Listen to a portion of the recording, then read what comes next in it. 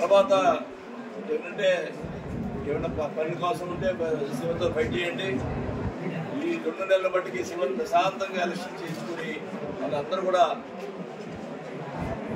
ఏకదాటిగా వచ్చి ప్రతి ఒక్కరు గ్రూపులు లేకుండా శివప్రసాద్ గెలిపించాల్సి కోరుకుంటా ఉన్నా.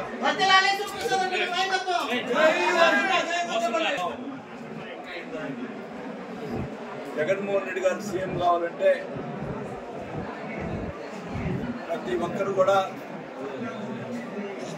కష్టపడి మరి మన జిల్లాలో ఉన్నటువంటి పాత జిల్లాలో ఉన్న 12 సీట్లలో కనీసం 10 సీట్లు గెలిపించుకొని జగన్మోహన్ రెడ్డి గారు వచ్చేటప్పుడు కూడా నేను కోరుకుంటా ఉన్నాను. ఖచ్చితంగా మనకి గతంలో కొంటే ఎక్కువ సీట్లు వచ్చే పరిస్థితి ఉంది.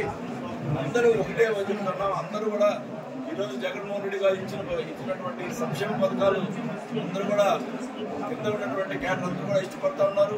ఖచ్చితంగా వాళ్ళకి ఓటర్స్ స్ట్రాంగ్గా ఉన్నారు.